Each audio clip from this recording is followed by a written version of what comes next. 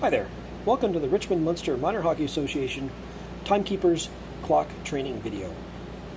First off, when you arrive at the timekeepers booth, the clock may be on or off. If it's off, there's a switch on the side that turns it on. Simply turn on the system. The system will boot up and start asking you a series of questions. Just pay attention to what it's asking and answer the questions as you go. To start off, just any button will start it. So press any button on the system. And then it's going to ask if you want to use an auto program. Say no. Next thing, it'll ask for the serial number of the unit that you're working with. This is the serial number here, the 008 3261. Just enter that in, and then it's going to ask you, do you want to use a shot clock? For minor hockey, we do not use shot clocks, so the answer is no. Then it says, do you want to use penalty? Say yes. And then you're ready to go. Most warm-ups are set for 2 minutes, so we need to set the clock for 2 minutes. There's a set button at the top here.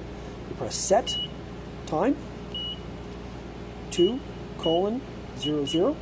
Press yes. Period, warm-up, it'd be 0.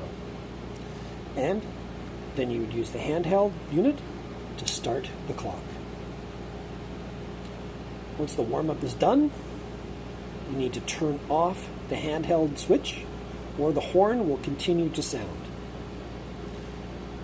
So once the horn sounds and you've turned off the clock, the handheld, not the clock, you need to reset for the proper time. So for that, we hit set, time, 10 minutes, or the normal period length. 10 minutes for the first and second period, and 12 minutes for the third period. Say yes, and then it's going to ask for a period number 1. Say yes. Now we're all ready. And that's all there is to setting up the time. And then you just use the handheld and start and stop the clock as the referee blows whistles and drops the puck. Scoring. To add scores, there's a home score button and a guest score button.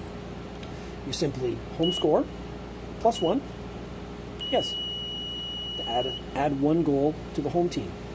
Guest score +1, yes. So let's say you've made a mistake. It's not 1-1, but it's 2-1 for the guest team. So I would simply edit that, and you can do that by pressing set, guest score to 2. Yes. Set home score to 0. Yes. And that would set the score to 2-0.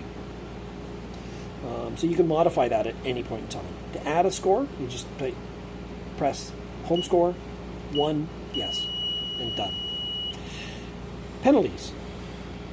There's a penalty button and a guest penalty button for home team and a guest team. You would hit set, home team. Normal length of the penalty is 2 minutes, so 2:00. Say yes. Player number, let's say 15. Yes. And this penalty will appear on the score clock. Game continues.